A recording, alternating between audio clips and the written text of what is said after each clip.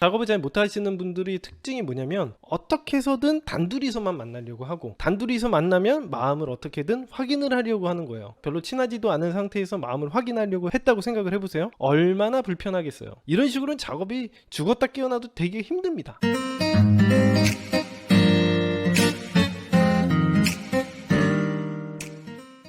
마음에 드는 이성과 카톡하는 법, 데이트를 신청하는 법, 이거에 대해서 궁금해하시는 분들이 굉장히 많을 거예요. 마음에 드는 이성과 카톡을 어떻게 해야지 제대로 하는 건지, 카톡을 어떻게 시작하는지, 그리고 데이트는 어떻게 시작을 하는지 배워보도록 하겠습니다. 폰게임은 핸드폰을 가지고 노는 컴퓨터 오락 게임 같은 게 아니라, 여러분들이 이성에게 대시를 해서 이성의 연락처를 얻게 되면요, 그 연락처를 가지고 문자 또는 카톡, 전화, 이런 일련의 모든 핸드폰으로 하는 연애 행위를 총칭해서 폰게임이라고 부릅니다. 여러분들이 상대방의 이성의 번호를 얻어냈다면 그 다음은 폰게임을 통해서 이성과의 데이트 약속을 얻어내야 다음 단계가 작업이 될 겁니다. 우리는 언젠가는 이성과 데이트 약속을 잡아야겠죠. 폰게임의 가장 큰 목적이라고 한다면요, 이성과 데이트를 얻어내는 거예요. 그래서 우리가 데이트를 하고 만남도 가지고 스킨십도 하고 사귀는 단계도 넘어가야겠죠. 이 폰게임을 어렵게만 생각을 하시는 분들이 있는데, 우리가 딱 목적을 하나 가지면 됩니다. 이성과 데이트 약속을 얻기 위한 그 수단으로만 사용을 한다, 이렇게 생각하시면 돼요. 그 이외에 폰게임을 많이 해봐야 초보자들은 좋을 게 하나도 없을 겁니다. 왜 그러냐면 초보자분들 같은 경우에는 매력이 부족하신 분들이 많거든요.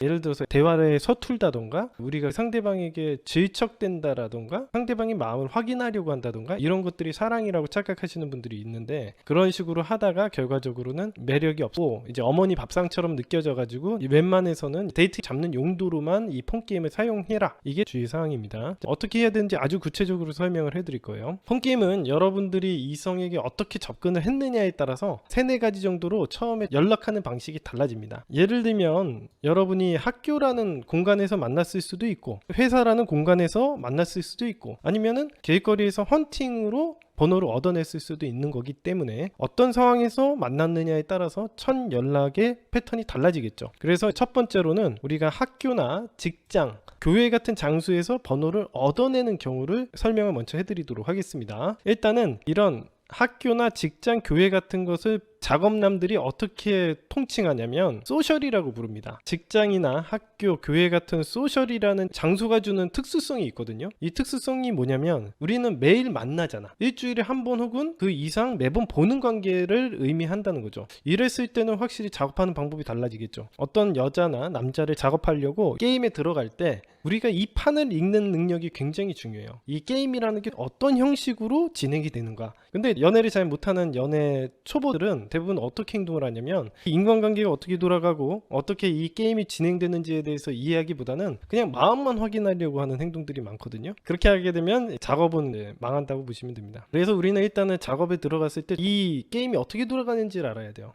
그래서 일단은 카테고리를 나눕니다. 직장이나 학교, 교회 같은 곳을 소셜이라고 정해요. 그 장소가 주는 특수성이 있기 때문이죠. 매일 만나거나 일주일에 혹은 한 번 그 이상을 보는 관계가 되는 겁니다. 이 소셜이라는 공간에서 번호를 따고 사귀는 관계로 진행할 때는 그래서 장단점이 나눠지게 됩니다. 장점은 기본적으로 신뢰도가 매우 높게 형성이 된다는 거예요. 굳이 여러분들이 친해지려고 노력하지 않아도 웬만해서는 매주 혹은 매일 만나게 되는 관계이기 때문에, 예를 들어서 길거리에서 번호를 따게 되면은 우리가 카톡이나 전화를 했을 때 사실 서로 모르는 사이이기 때문에 좀 이상한 사람이라고 생각해서 연락이 좀 귀찮으면 피하거나 안 받아버리면 끝이죠.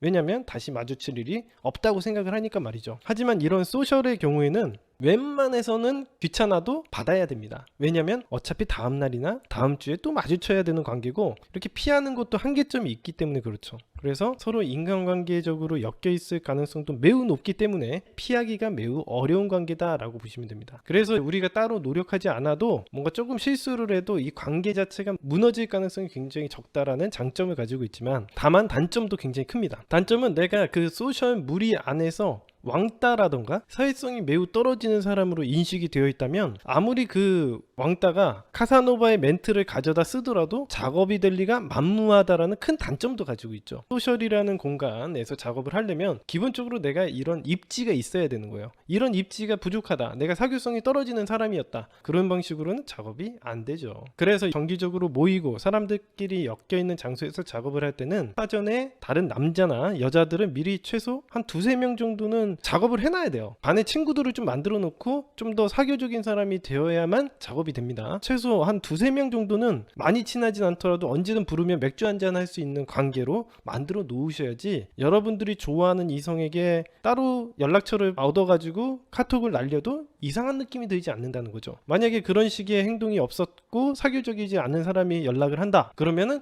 이상한 놈이네 라고 생각해서 굉장히 부담스러우니까 야, 사적인 연락 하지 마라, 이렇게 얘기가 나올 겁니다. 여기서 제가 작업남 작업녀들의 꿀팁을 하나 알려드릴게요. 작업을 할 때 아무래도 우리가 마음에 가는 이성에게 더 말을 많이 하게 됩니다. 여러분들이 사교성이 부족한 사람이 아니더라도 내가 어떤 마음에 드는 이성이 딱 눈에 들어왔어. 그러다 보면은 그 타겟 여성에게 혹은 타겟 남성에게 말도 더 많이 걸게 되고 또 눈치도 많이 보게 되고 좀 더 접근을 많이 하게 되는 그런 스페셜리티를 부여하게 되는 경우가 발생을 합니다. 보통 이렇게 작업을 하는 사람들은 이런 스페셜리티를 없애기 위해서 그 무리에서 여러분들이 제일 별로라고 생각하는 사람들이 있죠. 그런 사람들에게 한마디 더 말을 걸어주는 거죠. 아니면은 여러분들이 인사하다가 걔네들은 무시하게 된다거나 그러면은 이 소셜 내에서 평이 안 좋아져가지고 작업이 잘 안 될 수도 있습니다. 그렇기 때문에 이런 애들에게 더 신경을 많이 써줘야 됩니다. 외모가 떨어지는 애가 영희라고 해볼게요. 영희씨, 오늘 머리 스타일 바꿨네? 언제 바꿨어? 이런 식으로 얘기를 해준다던가, 이렇게 얘기를 그 사람들에게 먼저 해주고 다른 사람들에게 차차 해주는 거예요. 그러다가 내가 좋아하는 사람들은 마지막에 인사를 해주거나 대화를 하는 방식으로 하는 게 굉장히 좋습니다. 소셜이나 모임에서 작업을 하는 경우에는 이런 판을 까는 작업이 거의 90% 이상을 차지한다고 보시면 돼요.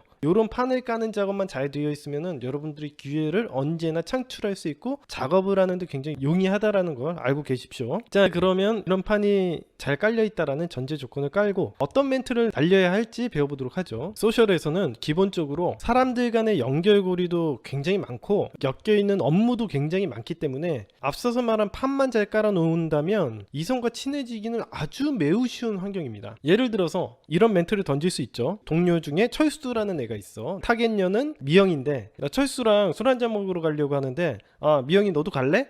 라고 이야기를 할 수도 있겠죠. 우리가 어느 정도 편한 상황이라면. 그리고 이런 얘기도 할 수 있겠죠. 우리 과장 완전 개 짜증나지 않냐? 오늘 끝나고 야 철수랑 해가지고 야 맥주 한잔 할래? 이렇게 얘기할 수도 있겠죠. 그러면은 얘네들도 어느 정도 사교적인 행동을 하고 싶어 하는 사람이기 때문에 이런 모임에 참여하고 싶어질 거예요. 처음부터 막 단둘이 만나려고 하지 마시고 처음에는 한 3명, 4명씩 이렇게 모여서 같이 친해지는 데 집중을 하세요. 너무 급하게 하게 되면은 여유가 없어서 망치게 됩니다. 작업을 잘 못하시는 분들이 특징이 뭐냐면 어떻게 해서든 단둘이서만 만나려고 하고 단둘이서 만나면 마음을 어떻게든 확인을 하려고 하는 거예요. 별로 친하지도 않은 상태에서 마음을 확인하려고 했다고 생각을 해보세요. 얼마나 불편하겠어요. 이런 식으로는 작업이 죽었다 깨어나도 되게 힘듭니다. 우리가 비밀잡기 형태로 이야기를 나눠볼 수도 있겠죠. 카톡으로 우리 회사 앞에 새로 생긴 꼬치집 생겼는데 너 알아? 모른다 그래. 진짜 내가 거기 가봤더니 엄청 맛있더라고. 그러면서 사진 한번 딱 보내주는 거죠. 나중에 우리 철수랑 해가지고 끝나고 한번 가자. 이런 식으로 만나면 유도할 수 있겠죠. 이렇게 하면은 친해지는데 아무 문제가 없습니다. 다만 억지로 오라고 하지는 말아야 돼요. 질척대면서 매달리면서 너가 무조건 와야 돼 이런 식으로 부담을 주면은 안 됩니다. 안 오겠다고 하면 빨리 보내고요. 거절하는 경우에는 무조건 한 달 뒤에 다시 제안을 합니다. 이런 제안이 계속 매주 제안을 하게 되면은 여러분들 제 영상 어머니 밥상 이론이라고 못 보신 분들은 꼭 보세요. 그 어머니 밥상 이론에 나오는 것처럼 노력하지 않아도 매번 제공되는 특별 서비스처럼 여겨지게 되기 때문에 상대방이 우리가 제공하는 그 기회를 하찮게 여기고 우리를 부담스러워할 수 있기 때문에 절대 매주 제안을 하면 안 됩니다. 그래서 이게 꼭 잡아야 되는 기회처럼 여기게 만들어야 됩니다.